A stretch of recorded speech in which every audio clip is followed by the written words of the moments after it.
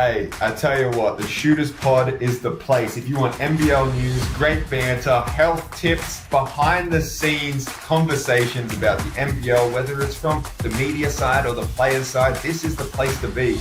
All right, Jack was just hyping up my intros, so they might have to be a regular occurrence because it makes me feel good, and that's all that matters. And this episode, I think it's going to be a big one, so I'm looking forward to it. It just feels like it's been a good week. So, Jack, how are you? And how are you doing on the come down after that lovely win over Illawarra? Well, it's definitely been a couple days now. That win was on a beautiful... What night was it on? Damn. It's so long ago I've forgotten. That's funny, actually. That is funny. It was a Wednesday night game. And we're recording this on our Tuesday. So it's been 6 days. And it was a needed win for one reason and one reason only. Well, maybe more than one reason. But my most important reason is it gave my hurting body some time and some rest. And I was sore. My knee was hurting a little bit. My feet were hurting. Just that type of year, the shoulder. But today is Tuesday, and it was our first day back, our full live practice. So we were doing some stuff, some recovery, some small shooting, not going live is what we call like kind of when we're playing, like 5-on-5. And so weekend completely off. Body's feeling good. Mind is feeling even better. And I'm excited for the next series. How did you go after your Tasmanian trip? Tell the people kind of what content you were down here to actually film and how that went. Well, I had nothing but good things to say about Tassie. Like, I got back from it, and I've been there only once before this, but I don't know. I just really like it. Like, it's. I feel like it gets harshly done by. It's the same as Adelaide as well. People are just like, oh, it's sleepy there. Like, it's a sleepy town. There's not much going on, but I think it suits me. Like, I enjoy those towns, and I have nothing but good things to say about that. Your fans are awesome. We'll touch on that later. The team's awesome, and I got to stay in a pretty good hotel as well. I was like kind of in the thick of the city, so that was good. And so much so that I'm going to come back next week or next Saturday. So that's exciting. I must have enjoyed it, but it was a great game. We can just jump straight into that. Actually, we can jump before that. What have you been doing since that before resting your body? Besides from resting your body, I should say. Well, for everyone listening, I need you guys to understand that Darren is the rock of this show. Without Darren, there is no Shooters podcast. He holds it down, and in front of me is it's a Word document that we share. He writes down things we're going to talk about, what's caught his eye, his interest. We call it the greatest podcast in the world. That's the name of the sheet. And up here, he has Jack camping ? Because I was talking about going camping. I love a weekend away on Bruny Island, one of my favorite things to do. But that didn't happen. Beth came down for a trip. We ended up going to a little jazz festival on Saturday. Oh, I know. Introducing Beth to some jazz. Darren knows that since I dragged him to a jazz bar in Germany. But there was a fun little jazz sessions going all on throughout Tasmania through Wednesday through Sunday. We went for 4 or 5 hours on Saturday, enjoyed that, got some pizza, and I had a great, relaxing weekend off the feet, spending some time enjoying some movies and relaxing.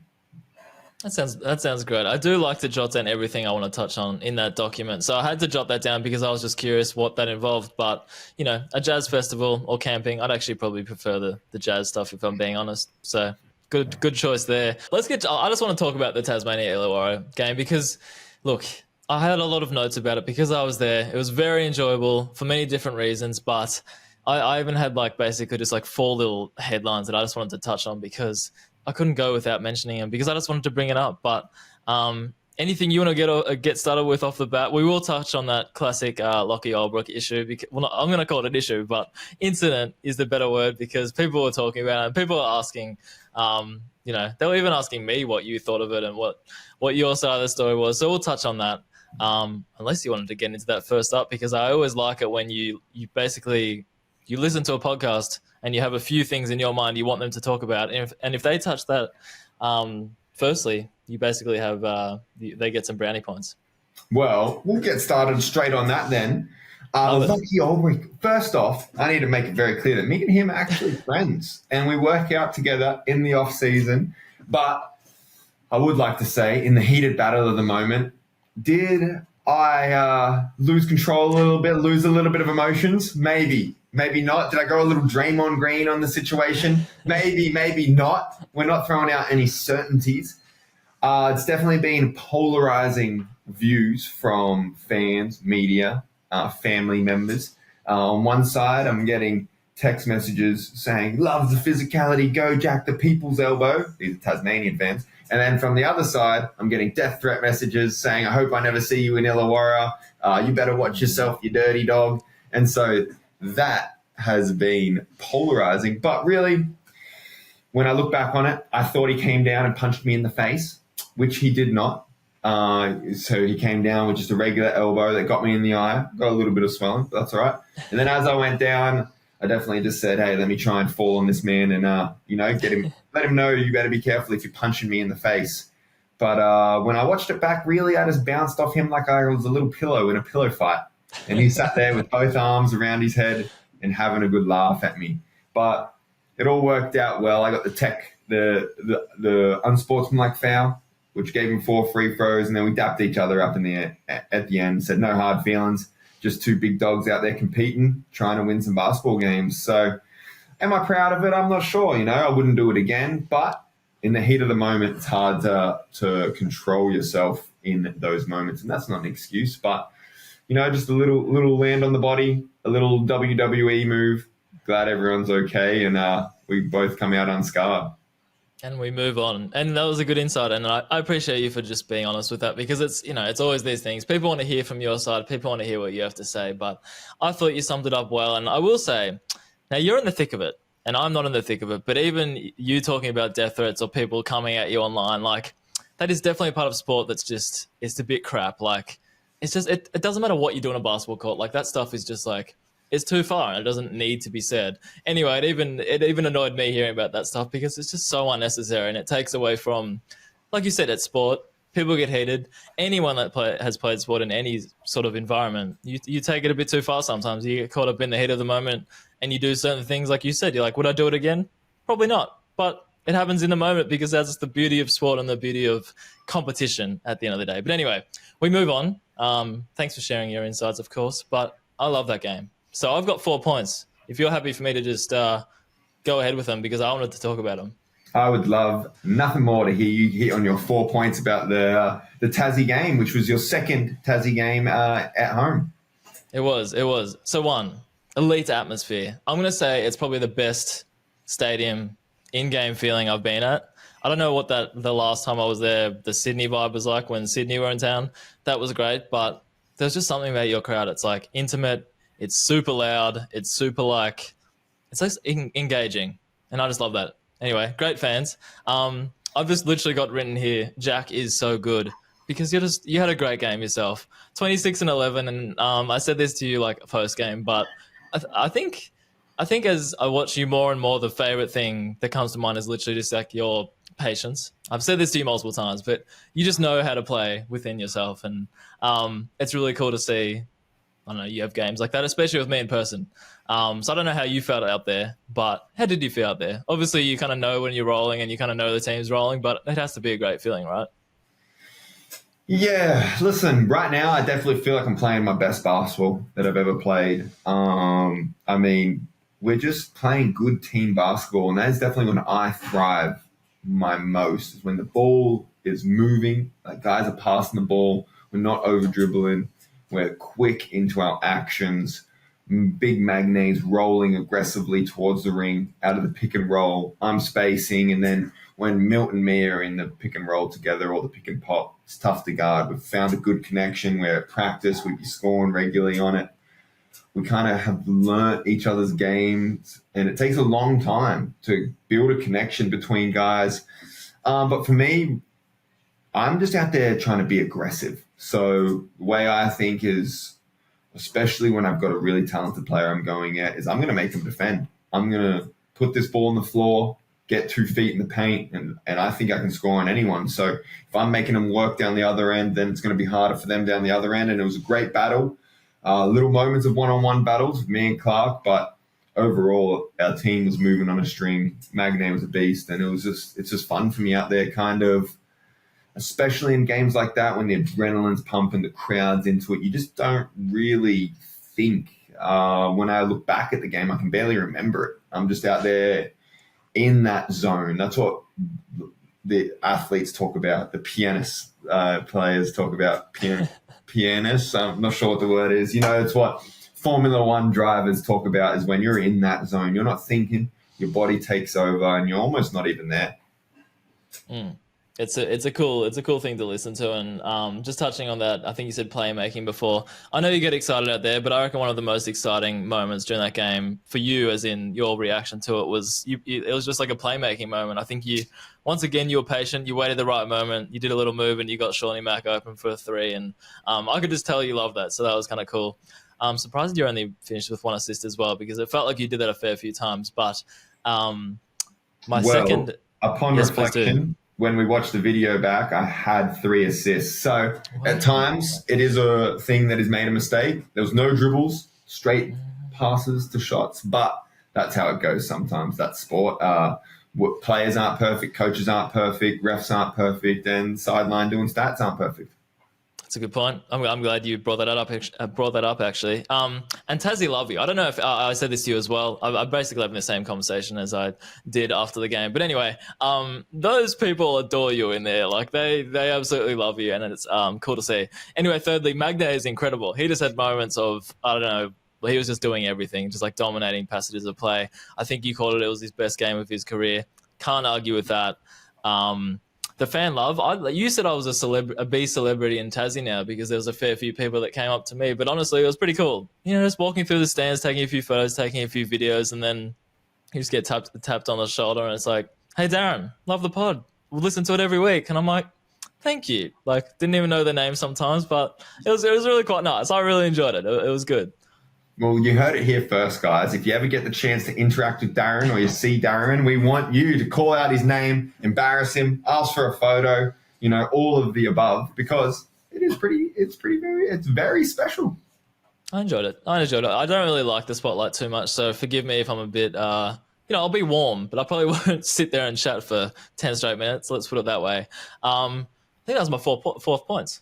That was a good 4th points. Overall, a great game. Obviously happy to win. And as we know how the system works, that put us directly to versus Perth, which led Illawarra to play another game against New Zealand Monday night. We'll quickly touch. New Zealand beat the Sydney Kings in an intense battle where Sydney was leading most of the way. But then PJC, unbelievable. One of my favorite players all season. First team for a reason. Was top 3 in MVP voting, and he carried them in that Sydney game, having almost 30, I think 5 rebounds or 5 and 6 assists. And he was unbelievable, passionate, involved, and that put him into a game against Illawarra Monday night, what did you think of that?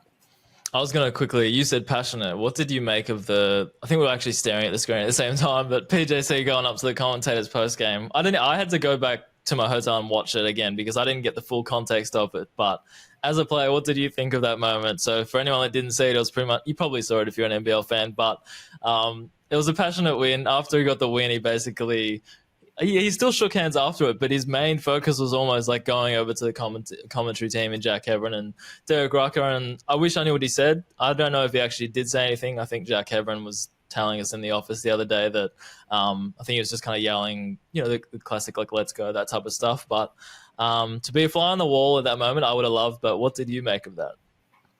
Well, I did the exact same thing with you. I ran home and made sure I put it on so I could hear the commentary. And I love it, man. I'm a Nick Kyrgios fan. I love Conor McGregor.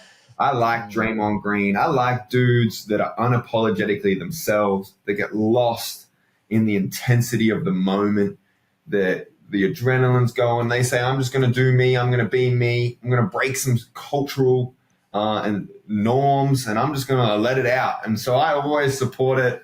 I always loved it. His post-game interview was epic. He said, it's playoff time. We're going to win. Didn't matter what they asked him. He said, it's all about winning. We got a dub tonight. And you could tell that's someone that loves what they do, cares a lot about that game, about his team, and was trying to do everything in his power to win, and he managed to pull one off against Sydney Kings, and I absolutely love it.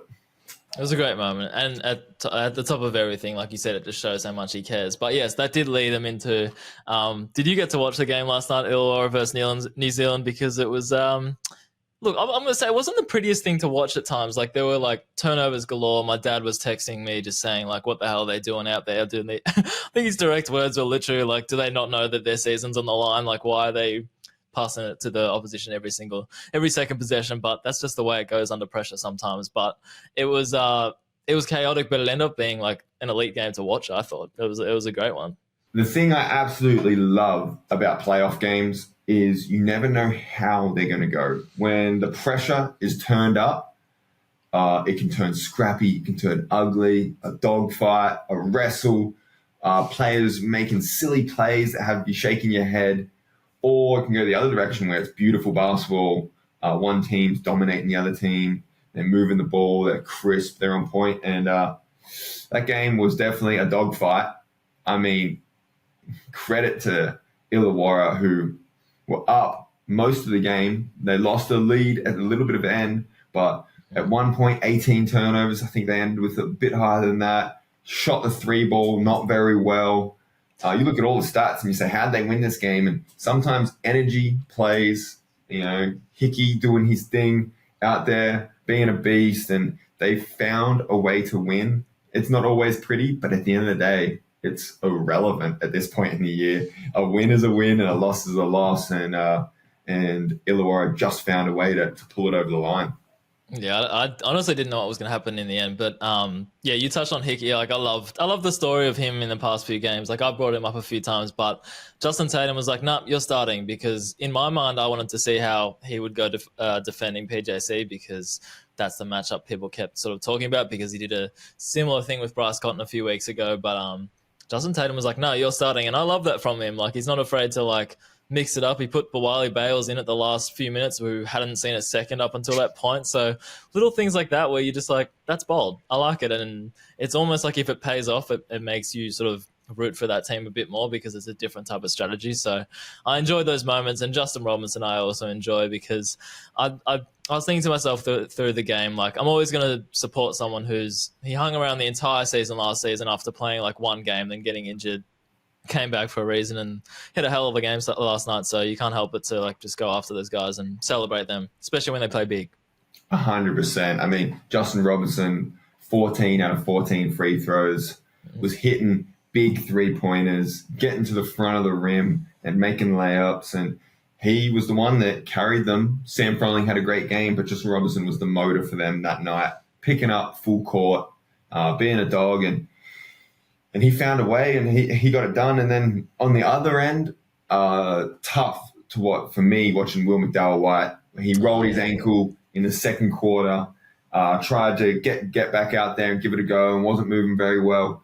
And being me, I'm excited for him to take the offseason off, get in the gym, get healthy, and come back a whole different player next year. Because for me, New Zealand was a team good enough to win the whole thing, and sometimes you do get unlucky, and health land on a foot the wrong way. Anthony Lamb wasn't playing in these last couple of games, and credit where credit is due. They fought to the very end against a very good Illawarra team, losing by 3 points with multiple men down. It was very cool. I want to ask you something about injuries as a player. So, like, as soon as Will McDowell-White went down, you could tell his face was just, like, flat. Like, he was almost just like, me again. Like, why do these things keep happening? But you can answer this truthfully, or you can put a bit of mayo on it, whatever you want. But if you get injured and you're just, like, on the ground for a bit, are there different thoughts going around in your mind? Like, do you literally think to yourself, like, I know the cameras are on me. Do I could stay down a bit longer to, like, psych out the opposition to make them think I'm injured a bit more? Do I stay down a bit longer to get more rest? Do these thoughts actually go in your head, or is most of the time it's just literally it's a case by case basis, and you're kind of just like doing whatever at that certain time? Well, in my career, I've never gone down with an injury, touch wood, and been subbed off.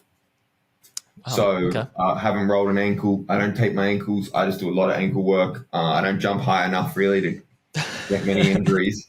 So the few times I've been on the floor has been, some little hits to the private areas. Has been the times that I've been on the floor. And usually for me, it's just, oh gosh, this hurts. I'll try and jump up and keep it moving, but oh gosh, this hurts. And that's about as much that goes through my brain when I'm on the floor. So I'm not the most qualified person to talk about that. Okay, simple. Keep it simple. I don't mind that. That's fair. I was just curious whether, because those things would have to, in my head, you're all human. Like those things would have to go through your head sometimes to either play it up or for whatever reason. But I was just curious how you answered that one. There you go. That's a good question on the spot. Well, with Illawarra getting the win, it leaves a situation where Thursday night, tonight, if you listen to this, Melbourne is versing Illawarra. Who have you got in that series, Darren? And what's your thoughts and what are you looking forward to seeing about that series? I mean, it's a great question. And we had a fan question we're jumping to now. They asked who we think is going to win it. But look, I think Melbourne will be too strong in the end. You're always rooting for that underdog, and Illawarra is that story this year. So I'm rooting for them, but I think Melbourne is going to be way too strong in the end. Even if Illawarra keep it close for the first half of the game one, either way, Melbourne's going to win it for me. I'm not sure it's going to be a sweep, but I have a feeling it might be. But what are your thoughts about it?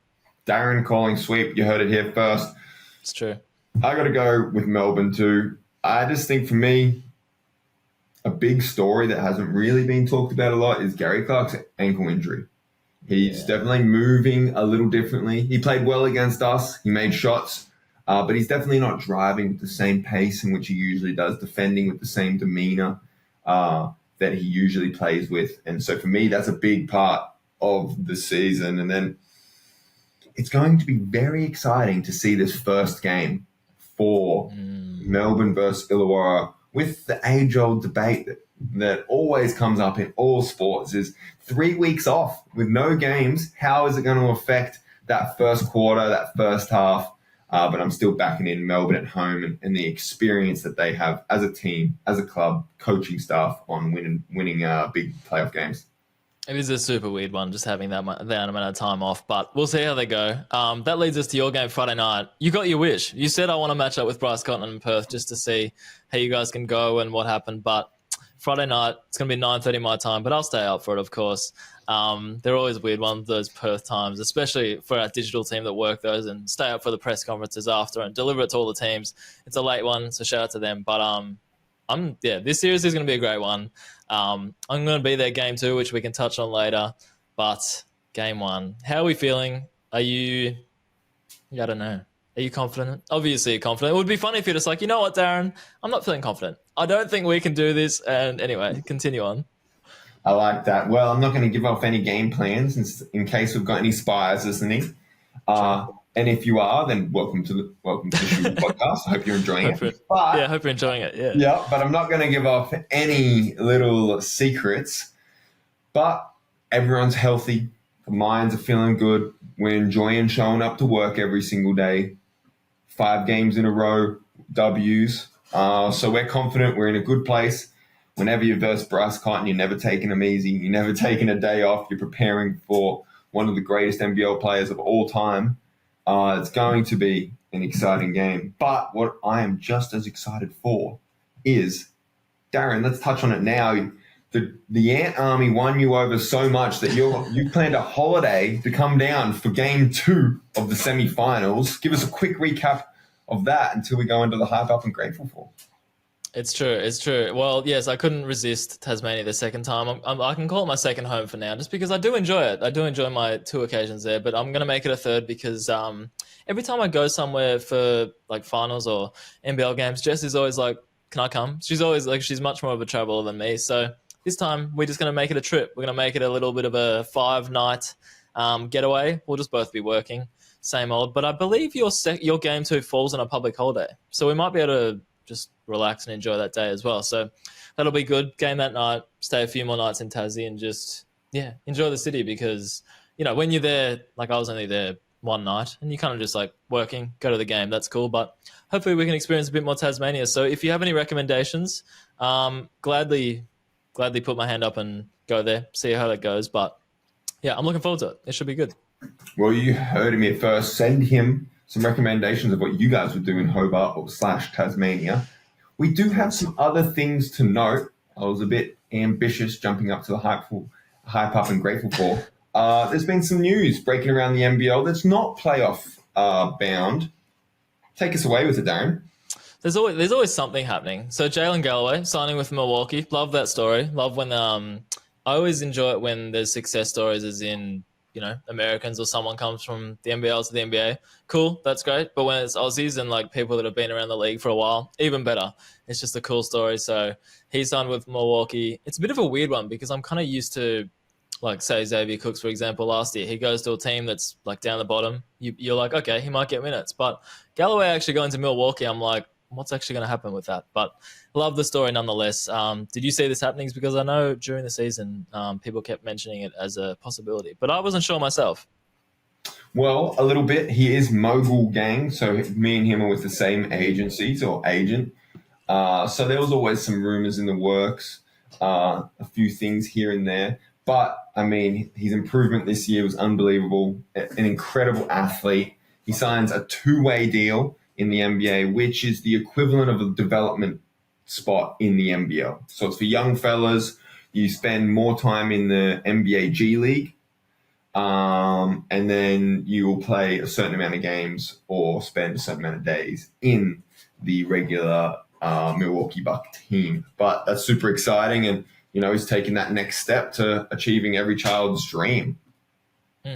It should be good. It should be good to follow it along. Next one. Now, these last two are reported. So nothing official here. I'm not breaking any news. I'm not saying it's official. It's always funny when reporters come out and sort of say something that seems official, but you can trust a few and some are just, yeah, you kind of wonder what's up with it. But Isaac Humphries back to Adelaide. I felt like this had to happen. Just killed it this season, and it was only a matter of time to me. So they're positioned pretty well. DJ Vasiljevic, Scott Ninnis, their coach, Humphries. I reckon they're looking like it's just a good base for them, I'd say. Definitely. That's definitely 2 Australian starters that you know you can win with. DJ won championships. Isaac is a great 5-man that when he's playing well, he's one of the best in the league. So they locked those guys up, I think, both on 3-year contracts. So they're looking strong, they're looking sharp, and that is definitely something you can build imports around. Love it. Lastly, reported, again, Gorge back to Sydney, the great man. Always curious what was going to happen with this after Abdul Fattah got the old axe after a different kind of season for Sydney. But Gorge apparently back. How do you feel about that? Do you have a personal relationship with Gorge, by the way? What's your history with the man they call basically the greatest NBL coach, you could say, or one of them? Well, I've been on one Boomers trip with him, and that's it. Other than that, we've been competing against each other. He's a great storyteller, great motivator, loves the weight room, always spending time in the weight room. But he's just an high energy character, and I've always enjoyed playing for him, only a small amount in the Boomers, and then I know most of the boys enjoyed playing for him. So it's always a tough one for the Sydney's coach, but when there's a chance to grab Gorge and pull him into your club, then I think most clubs are going to take that opportunity. So from what I've heard, it's pretty factual. Even though it's reported, I've heard it's happened, it's locked in. And I tell you what, it will be exciting to see what Sydney Kings do next year.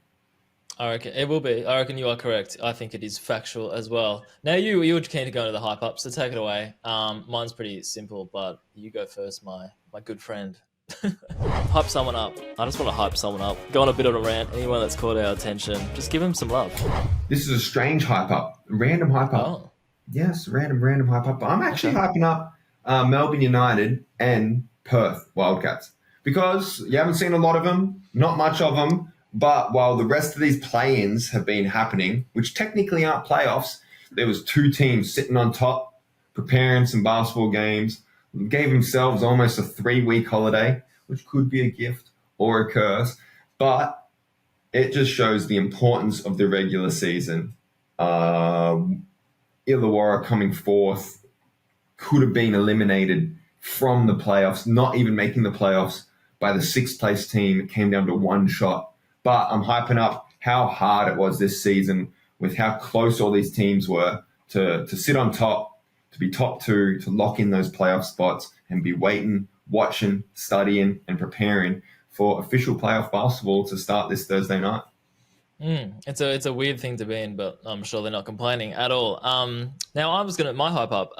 There were 2 winners last night, so obviously Illawarra, but the play-in tournament was a winner again because if we get games like that, it's got to be a tick. Like I know there's probably going to be games that aren't like that. And it's going to be a bit awkward, or for whatever reason, people might be like the play-in tournament, it's got to go, or it's not doing great, but from what we've had in the first few years of it, it's been great. And last night was just a great game. I love do or die games. You always want to go down to the end, and if it does that, regardless of if it's scrappy and the teams give up like 20 turnovers or whatever they did in whenever amount of time, it was a great one to watch. So it's a tick in my eyes. I agree. I mean, it made me stay up late last night. I was a little extra tired in practice today because I couldn't get to sleep after the adrenaline of the game. It was fun to watch. I'll tell you what, the playing games were stressful, Darren. They're stressful. They may be the most stressful basketball. I just think you got so much to lose. You could come third and then not make the playoffs. That also means no extra money for the players because you don't make the money until you make the playoff round, and then you get playoff bonuses. So that's a whole different side, which I think the Playing Association needs to work out because New Zealand technically just played 2 games for free. But saying all that, it is great to watch. It's intense basketball. It's do or die. And now the playoffs officially begin. That's an interesting insight. I like that. Probably the conversation for a different day. I like it. I'm grateful for. I'm grateful for yourself, sir, over the other end of that screen, because it's just the little things. So after the game, someone asked if we caught up after the game we worked out it was a Wednesday, even though that completely threw us all off. But not every athlete is like Jack. He picked me up from my hotel. We had a nice little feed. I was just little things like that. It makes a big difference. So grateful for little things that you do that you probably don't realize. You probably don't even think twice about. You're like, whatever, he's in Tasmania, so I'll come pick him up. But you could have easily just been like, I'll meet you there. Do whatever, make your own way. So I appreciate it. So technically, guys, it was a date. You heard it here first. Beth is a little jealous. I picked him up, had the roses in the car, and we enjoyed a nice night watching some basketball. It was good. Do we want to talk about where we ended up, as in terms of who you were sitting with and the company? Do you want to talk about that? Yeah. So there was a few people there. Shawnee Mack and his family was there. And then Darren took me to his group of friends, which obviously are some of the big dogs in the NBL. It was quite funny. So we just wanted to get a bite to eat. We were a bit too late because Tasmania, we were just like, no, we're shut up shop. You can't get food anywhere. Everyone was just like serving drinks and stuff. And we were like, no, we just want some food, thank you. But so our only option really was to sit with my lovely colleagues, as they had already ordered some food and were happy to ask for share. And you actually were lucky enough to order something yourself that the kitchen stayed open for. So that was quite nice. But no, I was just laughing to myself because I was taking a photo of Jack, was just like sitting on the end of basically there was like a head of marketing, David Stevenson, our CEO, head of finance, like all these different positions, operations. And I don't know, it was just funny, Jack being in the middle of it when, a lot of the time you have to be on, so to speak, as in people are watching you, people are listening to you. And then here I am, you thought you were going to get away with just having a dinner and whatever, just chop it up. But no, I put you in front of the NBL CEO and he had some questions, which I think it was quite funny from both sides, but it's probably both beneficial from both sides as well. It definitely was. It was good. It was a great chat. And then Darren made a smart move and changed the table around a little bit so he could come sit next to me. So in the end, me and Darren got to chat and catch up, and that's what I was looking forward to. And the mission was a success. It was good. It was good. Wow, this is a negative space. I'm just going to start chucking up random things I'm grateful for. This is incredible. This is the best grateful for I've ever heard. My grateful, sadly, is not you, but thank you for the lovely words. You got some love last week. This week, I'm just grateful for Anthony Drimmick. He's playing some good basketball. He brings that intensity we need. I accidentally got him a foul last game because I messed up the defensive coverage. I apologize. He just had his second kid last week. Right. So it's an exciting time stepping straight into playoffs. And then we made our first video game together yesterday. Pong, don't get me wrong, was pretty easy. But, we're learning a little bit of code together right now, having some fun and just messing around with, you know me, new projects all the time. I've almost finished my backyard, so now I'm going to learn some coding on the side because that's what I do. But shout out to Drim, grateful for him and enjoying our time on the team together.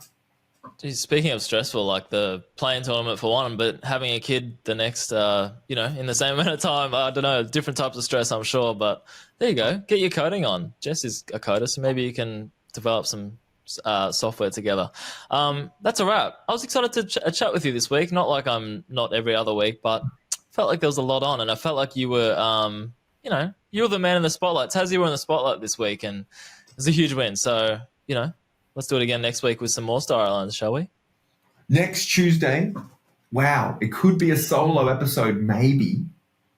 Because depending on all the situations, I might be flying to Perth, or hopefully I'm celebrating a sweep and we're on this podcast recapping the great 2 games in person, maybe. Yeah. But there's a lot of exciting things going on. The NBL is at its best when playoffs begin. Darren, is there anything you would like to say before we finish another incredible episode of the Shooters Podcast as the season is getting close to a wrap? It's going to be done before we know it, and then we're going to be talking about next season. But no, there's a few fan questions, but we just got through all of them in our general chit-chat, besides from one. Jack, you can speak on behalf of the Tasmania franchise with this answer, but do you guys feel like you have gone from the hunters to the hunted?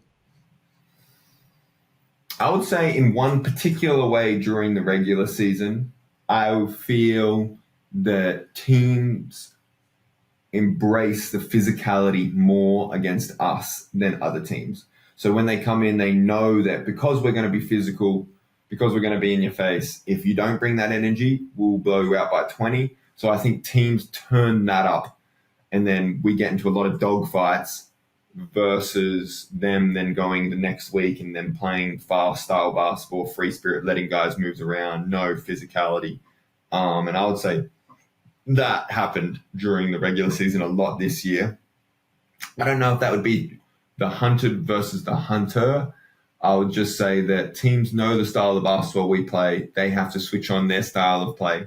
And let me tell you right now that benefits us now that playoff comes around and physicality always increases. You may not be able to turn it on and off, but when it's always on and teams are bringing it against you, you got to make sure you're ready. Love it. Good answer. That's a wrap. Tassie, I reckon I've still got you and Melbourne as the favourites, but it's going to be hard because my preseason prediction was still Perth. So it's going to be a fun one. I'm looking forward to coming to Tassie again. Great spot down there, great atmosphere. If you can give me a repeat of what happened versus Illawarra, I'd be a very, very happy man. That's what I like to hear.